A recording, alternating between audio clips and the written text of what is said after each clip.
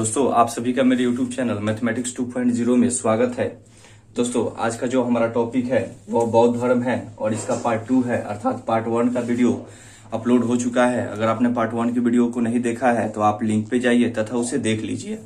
साथ ही साथ दोस्तों मैं आपको बता दूं कि अगर अभी तक आपने हमारे चैनल को सब्सक्राइब नहीं किया है तो कृपया उसे सब्सक्राइब कर लें। साथ ही साथ आपको वीडियो कैसा लगता है आप वीडियो पे कमेंट जरूर करें, लाइक करें और अपने दोस्तों के बीच में भी शेयर करें।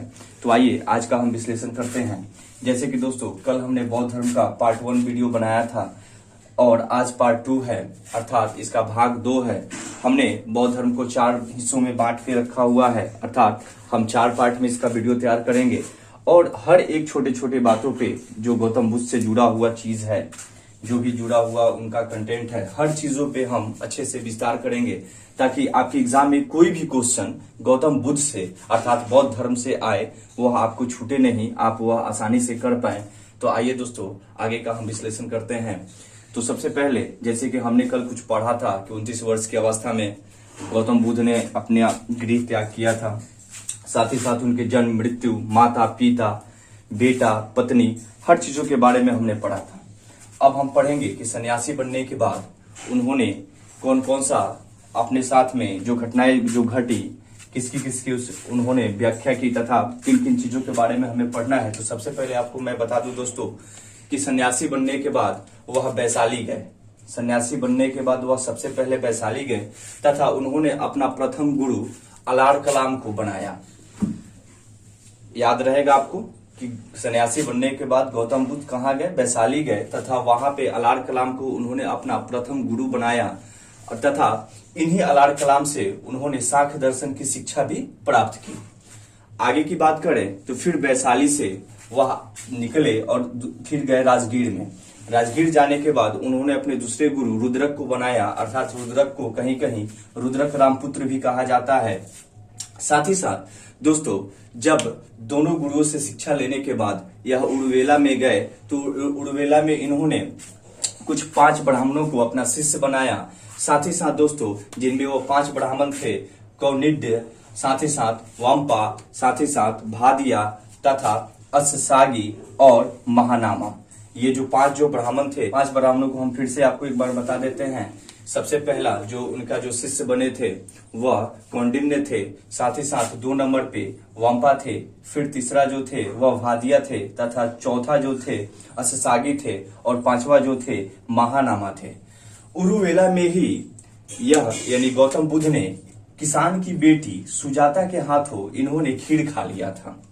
यानी उरुवेला में ही गौतम बुद्ध ने एक किसान की बेटी के हाथों इन्होंने खीर खा लिया था तथा खीर खाने के बाद इनके जो 5 जो शिष्य थे जिसके बारे में हमने ऊपर चर्चा किया, इन शिष्यों ने इनको पाखंडी कहा था तथा इनका साथ छोड़ दिया था। तो आपको ध्यान में रखना है कि इनके 5 शिष्यों ने उड़वेला में ही इनको खीर खाने के बाद, और खीर किसके हाथों खाए थे? तो एक किसान की बेटी थी जिसका नाम सुजाता था, उसके हाथों यह खीर खाए थे, यानी गौतम बुद्ध खीर खाए थे तथा इसी से क्रोधित होकर उनके 5 जो शिष्य थे उनको पाखंडी कहा तथा उनका साथ छोड़ दिए। आगे बढ़ते हैं दोस्तों।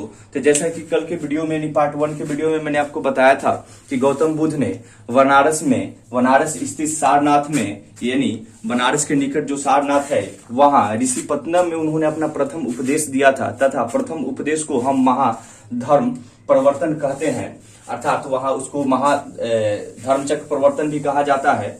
तो दोस्तों उसके बाद भी उन्होंने कुछ अलग अलग जगहों पे अपनी शिक्षा दी, अपना उपदेश दिया, जिसमें 1 नंबर वैशाली, कौशल, कौशाम्बी तथा अन्य राज्यों में भी उन्होंने अपना उपदेश दिया तथा वहां के लोगों को, जो लोग उसमें रुचि रखते थे उनके बातों में, उनको अपना शिष्य बनाया। साथ ही साथ दोस्तों गौतम बुद्ध ने आत्मा के अस्तित्व को बिल्कुल नकार दिया था, अर्थात यह आत्मा को नहीं मानते थे। साथ ही साथ आगे की बात किया जाए तो अतिरिक्त इच्छा को गौतम बुद्ध ने पुनर्जन्म कहा था, अर्थात जो अतिरिक्त इच्छाएं जो होती हैं मनुष्य की उसको गौतम बुद्ध ने पुनर्जन्म कहा था। साथ ही साथ आगे की बात की जाए तो बौद्ध संघ में प्रवेश के लिए, अर्थात जो लोग बौद्ध धर्म को अपनाना चाहते थे, उनमें जाना चाहते थे, तो सबसे पहले उनके लिए एक कंडीशन था। वह स्थिति यह थी कि उनका कम से कम उम्र जो हो वह 15 साल के हो। साथ ही साथ कुछ घटनाएं जो स्थिति ऐसी थी कि आपके साथ में वैसा ना हो, अर्थात अगर आप बौद्ध धर्म में प्रवेश करना चाहते हैं तो सबसे पहले आपको अपराधी मुक्त होना होगा, अर्थात आप अपराधी नहीं हो। रोग मुक्त होना होगा, अर्थात आप रोगी नहीं हो।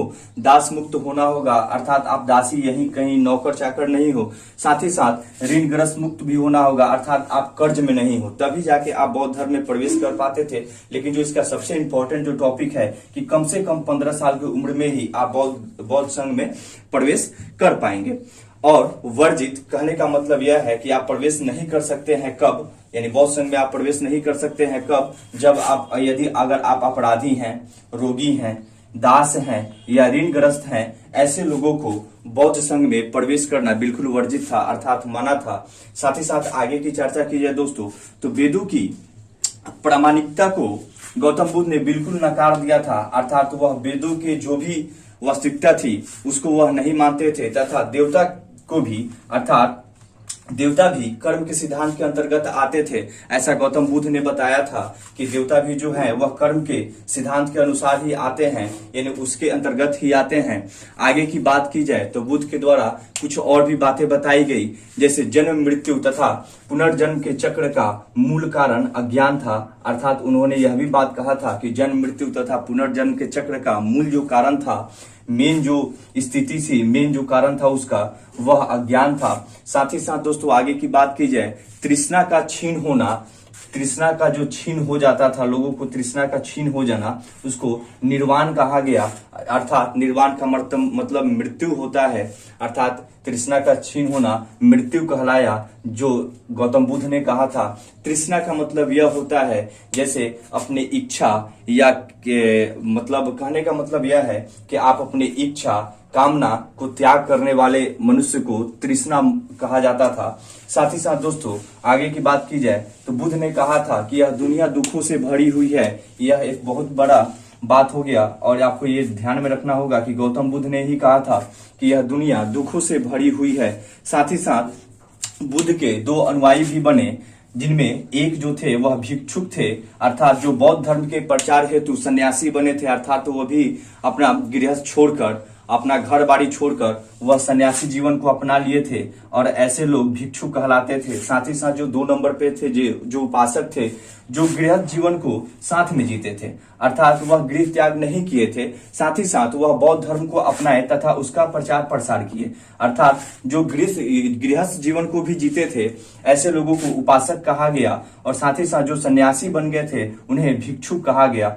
आगे की बात की जाए दोस्तों तो त्रिपिटक जो होता था, यानी जो त्रिपिटक जो होता था वह पाली भाषा का ही एक शब्द है, जिसका मतलब होता था 3 टुकड़ियां, अर्थात जो त्रिपिटक है उसका अर्थ होता था 3 टुकड़ियां। और यह जो त्रिपिटक जो है यह पाली भाषा का ही शब्द था, जिसमें जो 3 टुकड़ियां जो थी उसमें था सुत्पिटक, जिसका और भी एक दूसरा नाम था, उसको हम संस्कृत में सूत्र पिटक भी कहते हैं। साथ ही साथ दोस्तों आगे की बात की जाए तो 2 नंबर पे था विनय पिटक और 3 नंबर पे था अभिधम पिटक, अर्थात इसको भी संस्कृत में अभिधर्म पिटक कहा जाता है।